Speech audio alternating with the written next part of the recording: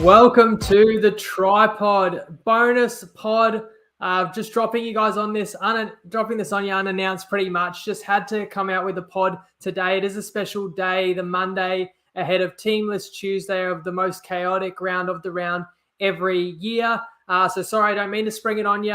I will actually share a best bet for your travel and for your time, in addition to the one that I've shared last night, which has already moved 5 points. I just feel like usually I want to be fully prepared before I come on and do my preview. And we also want to be as easy to follow as possible. So you guys know the drill by now. Wednesday night we come out. Not only do we break down the games, knowing the lineups as much as we can at that point in time, but also every single best bet is shared that is available on Wednesday night in the window of time from which we are live. And look, there's pros and cons to that. It does limit you. It is challenging. There's plenty of times where there's great bets available prior to Wednesday. They're not there when we are able to attack it. And opportunities arise after we're live as well, where players can be in or out. But I feel like, where do you draw the line? You can either be firing out bets every hour, day and night, and people who either want to follow just to be aware of your bets or want to back them will never know exactly when it's going to come out, and that can be hard to follow. So what we've landed on, at least the last 2 or 3 years, is trying to be really consistent that our bets are always Wednesday night. What I do in the future, how I operate, if at all in the future, that's certainly up for review and improvement this off season. But this week I want to make an exception. I think I've got to do the right thing by the people who follow, who are trying to find the best opportunities and best bets they can. And rounds like this, where everything is in flux, is a bookie's nightmare. And that should be a time where punters really want to take advantage. Nothing brings uncertainty like the final round of the regular season. If you followed the TryPod for a number of years, you'll know that we've had some sensational last round wins that were not even close, and we've had line swings of 20 points. That goes without saying that just because we have had those sorts of achievements in past years doesn't guarantee anything. It's not nothing certain, and I do want to acknowledge that I feel like the bookies have gotten better and better and more aware at reducing their vulnerability going into the final round of the season. So it is harder to find an edge, but I still think there's a bet I want to share that is a big advantage to play now, in addition to the one that I think was a great bet last night. I'll talk about the opportunity that is there for punters in correlated bets that we have played, and one or two that you still could play this weekend for sure and get an advantage. And I want to open the floor to anyone who's watching. Appreciate you guys, appreciate the comments. This is just what I see, and I have spent most of today looking at it, but this is what I see. There could be other angles out there that you may see, or you may want to just throw the question to me. So I think there's real benefit for punters in the next 24 hours. So I want to do my part and help just discuss the lay of the land. And then Wednesday, we'll still do a traditional pod, game by game, dissect it, preview it with Clarkey. Yes, there'll be some if-or scenarios. We'll only have initial team lists, but we'll still do our best on Wednesday.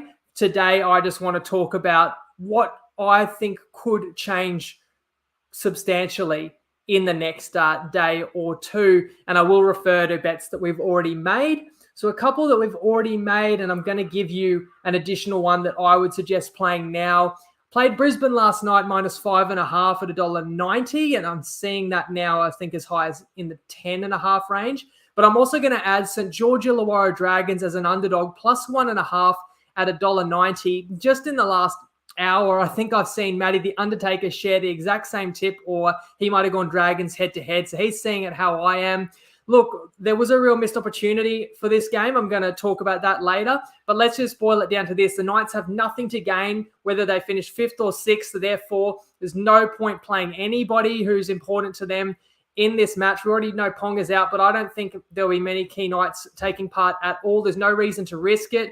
And the Dragons have tried hard in the last few weeks. It's as simple as that. The Dragons at home as well. I really think that this line will be over a converted try by tomorrow night. So I would take St. George +1.5.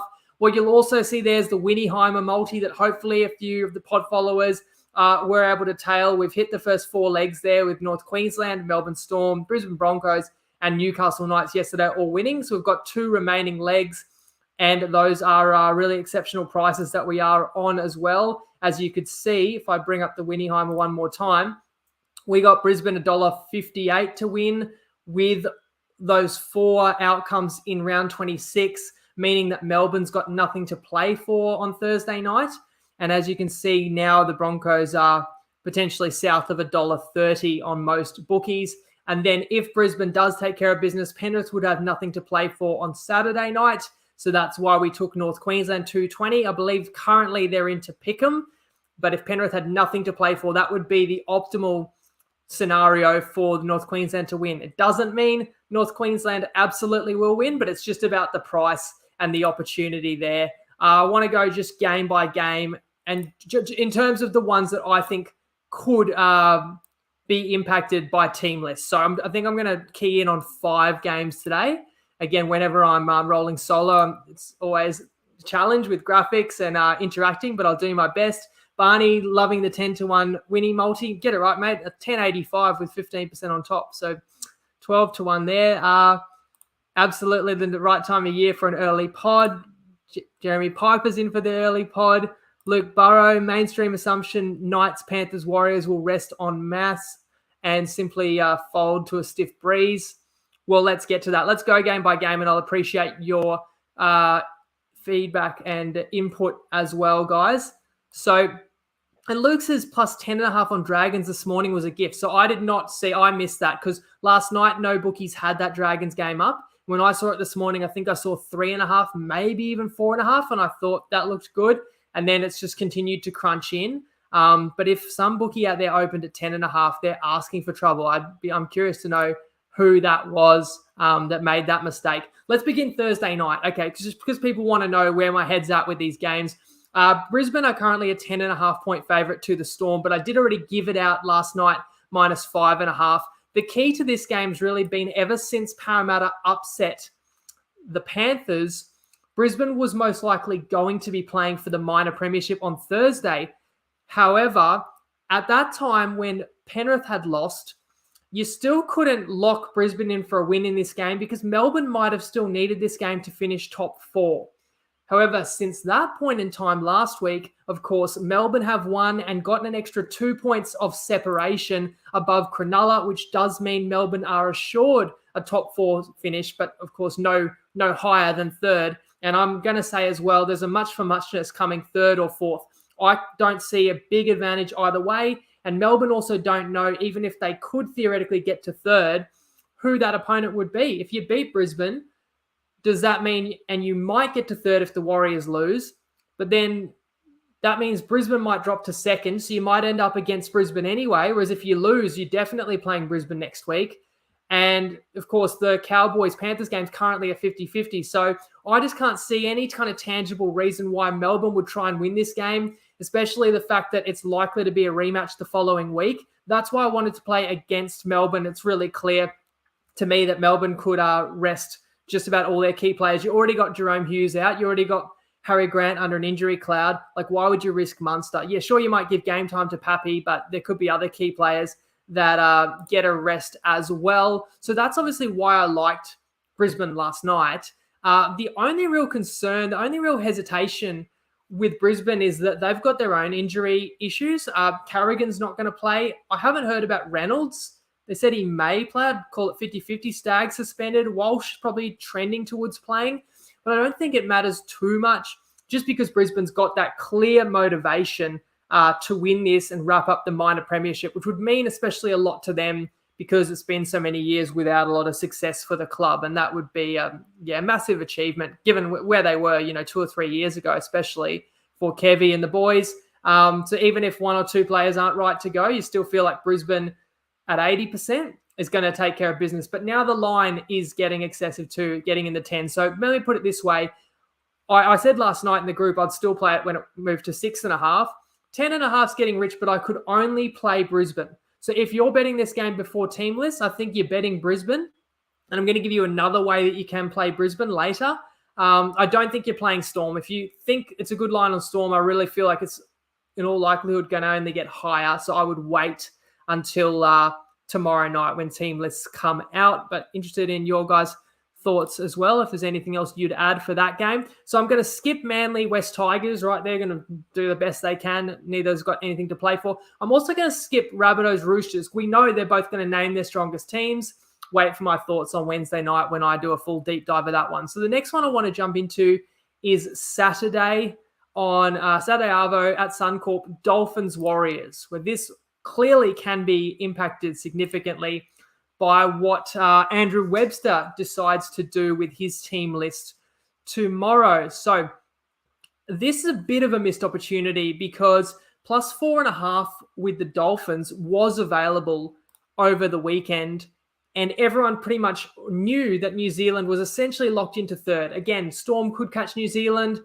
No, not much advantage there, finishing third or fourth. In my opinion, is anyone else out there going to argue? You know, someone could say, well, New Zealand would want to play Penrith because they've got no Luai. But someone else could say you'd want to play Brisbane because they'll get so many Kiwis into Suncorp if it's Brisbane, New Zealand at Suncorp. And, you know, Carrigan's in doubt now. You know, is Reynolds sweet? So I think you can make a case for either. And New Zealand also don't fully control, like, who will finish first or second. So I just don't think that really factors in. I think what held this market and held the Warriors as a favourite was, I guess, the statements that had come out of Webster about a month ago that it's not our style, we're not going to rest. And I do appreciate that a team that hasn't had success for a long time, they haven't really been in this situation, multiple finals campaigns, and understanding the risks with injuries and how important it is to just have as much energy and petrol in the tank as you can in finals. And what you'll often see is these type of teams, they just want to keep that winning feeling. Like New Zealand's won 7 games in a row. They just want to, ride that wave. I could understand that argument, and that's why New Zealand could win. The news is out today that Tohu Harris is going to be out, so he's key. He's had a great season in the middle for New Zealand. That still could win without him, but are the likes of Fanua Blake, even though he did bomb that try on the weekend, he's also been phenomenal. And particularly Sean Johnson, the most important player in this team, is he going to play? And I feel like there's a debate either way. Johnson has had this kind of quad complaint, hasn't been kicking goals the last few weeks. You got basically nothing to gain here. Why would you risk your best player, most important player in a game where you can't gain anything? But if Johnson, who, has had some injuries in his past, in his career, if he was to get injured, that would be an unmitigated disaster. However, you've got to make the counter argument. Sean Johnson, and Tyrone's just commented it there, he's playing for the Dally M. Like, you think about the highlights of the Warriors. They've made 2 grand finals. They've never won one. But Roger Tuivasa-Sheck winning the Dally M is right up there in kind of the greatest ever Warriors moments. For Sean Johnson to do it, what a story. And it would be a crying shame if Sean Johnson forgoes the opportunity to play here when he could have, misses out on potential Dally M points, and misses out on the award. I don't know who would take it off Reno. I don't know if Reece Walsh, not Reno, Sean Johnson. I don't know if Payne Haas. I mean, Kalen Pong has been racking up Dally M points like nobody's business recently too. So maybe Sean Johnson's already kind of got that signed, sealed, and delivered, but I felt like that was worth mentioning. James says Webster said after Dragons game they may rest some guys. So you got Wade Egan, Sean Johnson, Tohu Harris, CNK as well, who just came back. So I am not weighing in on this game right now because I think there's a case that the Warriors could play kind of half strength, and I think that the line is right there. So my advice for this game is going to be that it could be another match that has a violent line swing. So if you've got a strong opinion, you might want to play this, because if the Warriors rest all their best players, I think the Dolphins will be a converted try favorite by tomorrow night. If the Warriors name pretty much everyone, apart from Tohu Harris, who's already ruled out, I think the line goes back up and that the Warriors could be close to a 6-point favorite if they in fact say, no, we want to go into the finals on a 7 or 8 game win streak. I've lost track of how many games the Warriors have won because they've been winning, but they haven't won convincingly. So maybe there is a notion of we want to put our best foot forward before the finals. And, some people subscribe to carrying form through to the finals, where I think more experienced coaches and campaigners, your likes of your Melbournes, your Panthers, probably Roosters a couple of years ago, they realize it's much more important to just be healthy and then have the faith that you can put together your A game when it's required. So I was tempted. If I'm betting this, I'm betting the Dolphins. I think you got more upside. So I would take, look here. You can actually get plus 1.5 at $1.90, even though they're $1.85 to win. So I think that it is right around pick'em, but you can get that plus 1.5 with the Dolphins. And that would be my play, would be to grab the Finns. More likely that they start a favourite than New Zealand. But as I said, there is the case that Sean Johnson plays, that the Warriors are just still stronger than the Dolphins. You know, we have to acknowledge the Dolphins haven't played their best footy the last couple of months either. I do expect they'll be bang up for it, and that's the reason I would be betting the Dolphins if I'm playing it early, because I think I know what I'm going to get. I'm going to get the home team that's really desperate to win, whereas with the Warriors, if you back them, you're hoping that they really care about the game. You know, you also get stuff like, let's play Sean Johnson for the first 40 or 60 and then pull him off. You know, bizarre things can happen in that final week. So no concrete play for me. Strong lean to the Dolphins at this point in time. We'll revisit in a couple of nights' time and see how my advice ended up panning out. You know, Alan makes the point that the Warriors may even want to lose. So let's think about that. Let's say Brisbane wins. Now, if Brisbane wins, then the Storm can't catch the Warriors. So if the Storm pulled an upset on Thursday night, just hypothetically, and the Warriors actually momentarily are in fourth, the Warriors still don't know whether Penrith is going to win later and become first or second. So the Warriors wouldn't know who their opponent in the finals could be. So I don't think the Warriors would want to lose. I could get it if they knew for sure who they'd play and they had a preference. I don't personally agree with that, but I can understand that line of thinking. I was considering that in terms of matchups, but I think with the injury unknowns, I don't think New Zealand fears anyone. I really think at this time of year, we're seeing anything can happen in any game. And like a side like New Zealand, you know, they like their chances. And why shouldn't they really? Got two more games to discuss. So let's move to that game that we've talked a lot about, North Queensland against the Penrith Panthers in Penrith. And it is currently a pick'em as well. And so I might bring up the Winnieheimer once again, just to show how, you know, without taking any big risks, we may roll into that game with $12 odds on the Cowboys. So the Cowboys, to be playing for their season in round 27, had to win in round 26. So we got that. We wanted the Melbourne Storm to beat the Titans, which was always highly likely. We wanted that because we wanted them to lock in top 4. We wanted Brisbane to still be on top of the ladder to be playing for the minor prem. So Brisbane did get the win over Canberra. Then we wanted Newcastle to eradicate the Sharks' chances of top 4, leading into then Brisbane to win again because the Storm wouldn't care on Thursday night, which is what I think will happen. And finally, then you get North Queensland. So look, this was the best way to play it. So look, if you play North Queensland now, you've kind of missed an opportunity where you could have played some results last weekend. This all became pretty obvious, and we did discuss it in the group. The minute that Penrith lost, it really did open the door for North Queensland. However, I will say, if you haven't played it yet, but you're thinking to yourself, I do think the Cowboys are going to win that game, I do think Penrith's probably going to rest, you really have to play Brisbane head-to-head into North Queensland. So Brisbane head-to-head's like $1.30, North Queensland $1.90. So you're talking about getting kind of $2.40.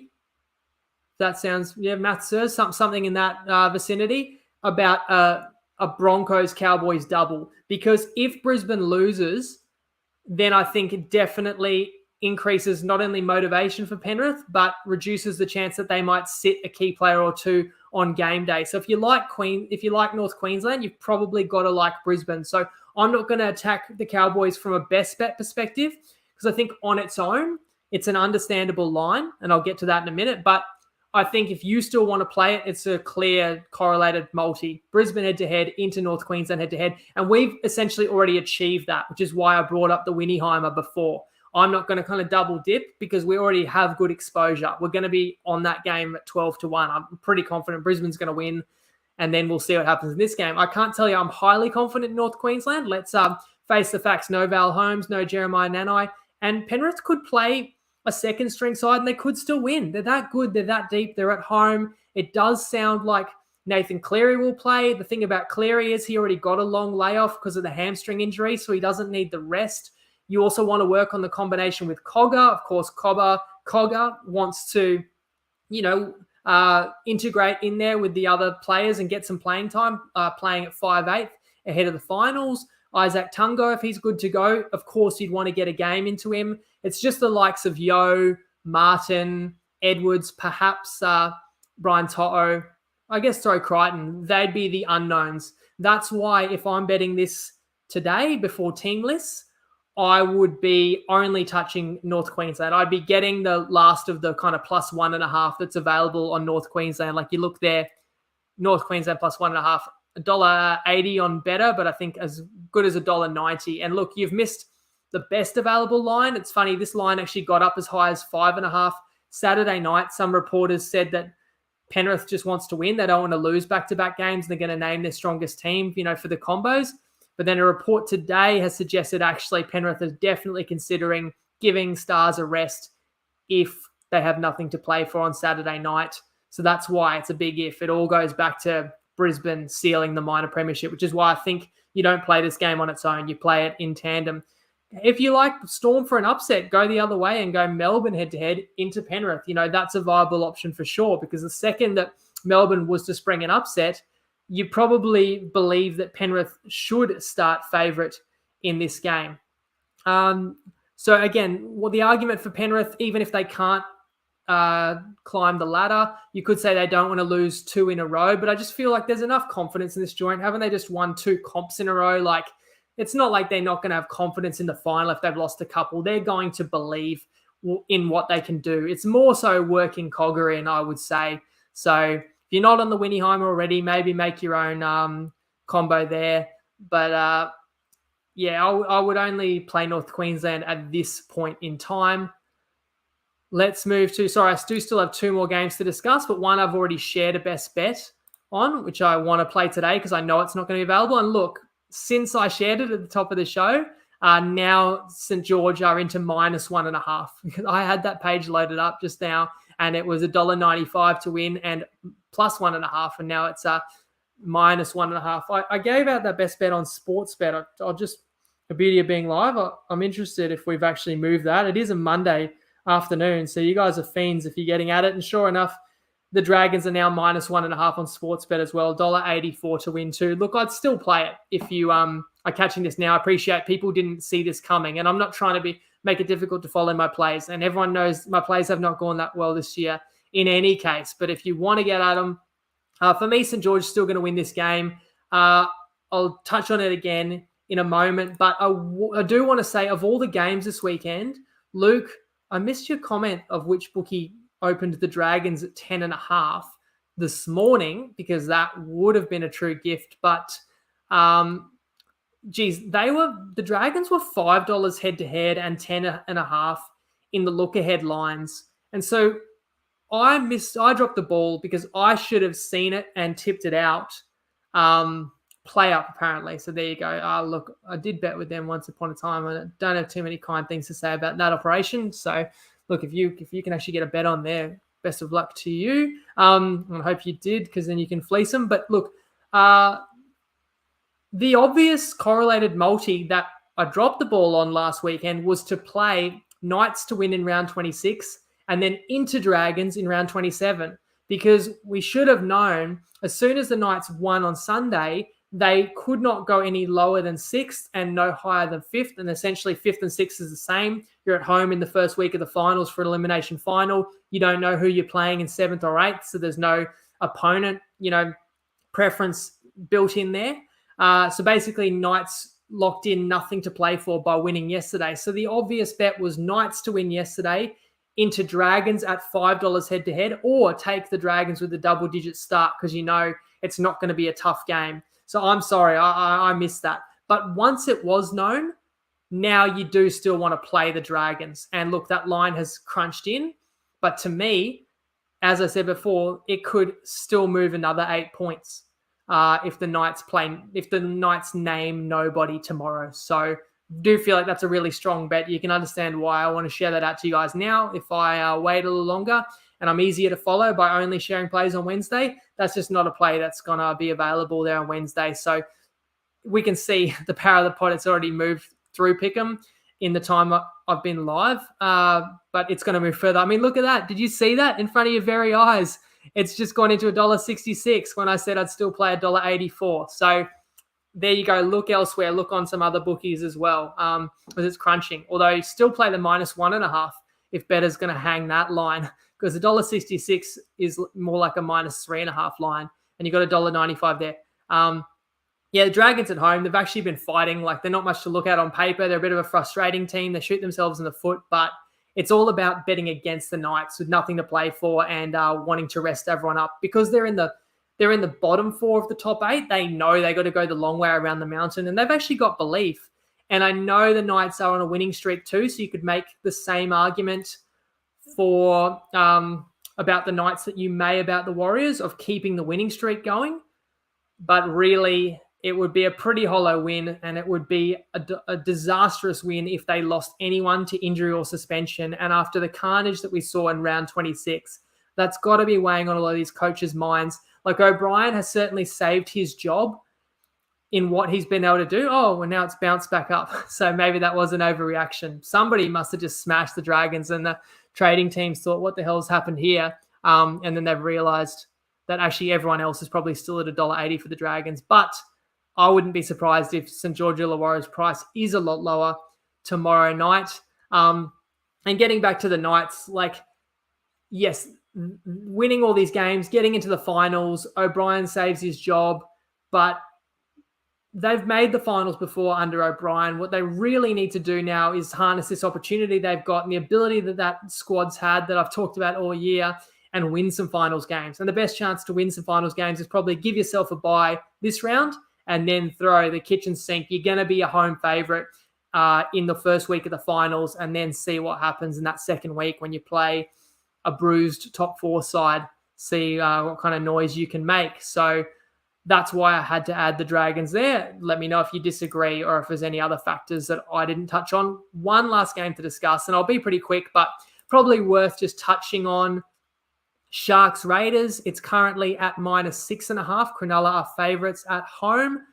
Now, when you're playing on a Sunday before the finals, I feel like there's extra motivation to rest, because some teams have been cooling their heels since Thursday, right? So it's a significant extra preparation and recovery for the teams that play Thursday, Friday, compared to your Sunday, especially your Sunday late game.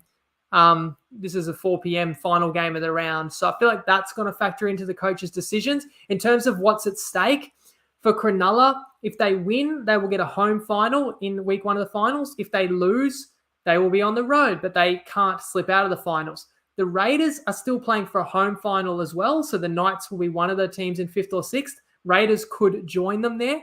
But the difference is the Raiders can slip out.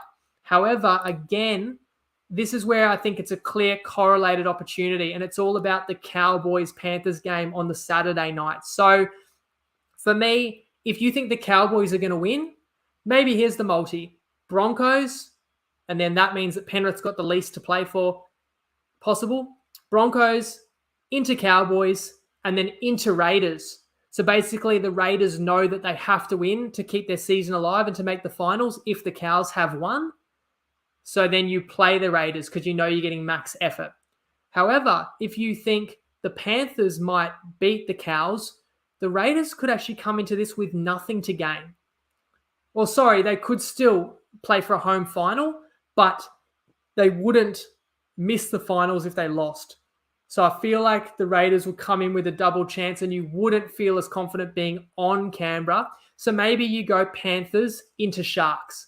Okay, so it's Panthers head-to-head Saturday into the Sharks head-to-head, or with the line, because I think the line would probably increase if the Raiders didn't desperately need the win. And maybe if the Raiders have got some guys that are borderline whether they play or not, maybe you definitely risk them if it's all or nothing, and maybe you don't if it's just for a home final. I know a home final is a big deal, but it could be something like Raiders Sharks in week 1. Of course, you want to get them in Canberra, but it's not like you don't think you can win in Cronulla. And it's more important if your best player, someone like a Whiten or a Tapine, needs to freshen up or needs to rest a minor injury. And everyone's a little bit battered this time of year. So I don't have a play on the game as it stands. I think both teams are going to name a strong side as they can, although the reports today that, who is it, Fogarty and someone else is in doubt. It might be Horsburgh. So it's already kind of trending towards maybe playing the Sharks, because they also probably want to win after being smashed in the second half by the Knights. I can see the clear motivation there, and the Sharks are at home. And you've got that added possibility that the Raiders won't desperately need the win. However, I'm kind of torn, because I do think, push comes to shove, I do think the Cowboys will win in Penrith. So then I think the Raiders will be playing for their lives here. So I'm not going to tip it as a standalone to you today, but I'm going to say play it correlated. Cowboys into Raiders or Panthers into Sharks. That's everything I had for you guys. I thought I'd be about 15 minutes. I've been 30. Is there any questions or anything else I missed? Matthew, thoughts on Cows to make it and Raiders drop out? Does also hinge on the Roosters Souths game. So the Raiders don't care about the Roosters Souths game. The Cowboys do. The Cowboys will actually stamp a ticket to the finals if the Roosters have won on Friday. But if Souths have won on Friday, Souths will be in, and the Cowboys will still want to win to get into the 8, but they'll have that added risk that they can't control, which is that the Raiders could leapfrog them the next day. So I don't think that any of those, that the Cowboys game kind of hinges on anything. They just have to try and win. They may or may not know that they're in for certain, but even if they don't, they've got to play as if the game gets them in, right? As for the Raiders, what I'm saying is, yes, their level of motivation may hinge on what has happened earlier in the round, but not the Roosters game, because I don't believe the Roosters can... Well, I'll put it this way. Whoever wins, Roosters Souths will be ahead of the Raiders. So that's why it doesn't matter. So either way, one of them will be ahead, one will be behind. So the Raiders' only concern is the Cowboys. Yes, James Mackey says Corey Horsburgh is suspended for 3 weeks, so that doesn't help the Raiders' cause. He's had an awesome season. All right, that'll just about do me, guys. Still time. The teams aren't going to be named for over 24 hours. So even if you didn't catch this live, have a listen, have a watch, whatever. Jump in the comments afterwards. We'll share this in the TryPod group. And, it's a great time to discuss. And I may not have found every angle. I'd love to hear it if there's other ways to attack this round. What I haven't covered is probably playing margins. So I've talked a bit about some head-to-head and some line correlation, but it goes to the extremes that, like, if you think Penrith is going to beat the Cowboys on Saturday night, the Raiders might just wave the white flag on Sunday and say, we're not trying our hardest Sunday arvo before the finals. We're in. We're sweet.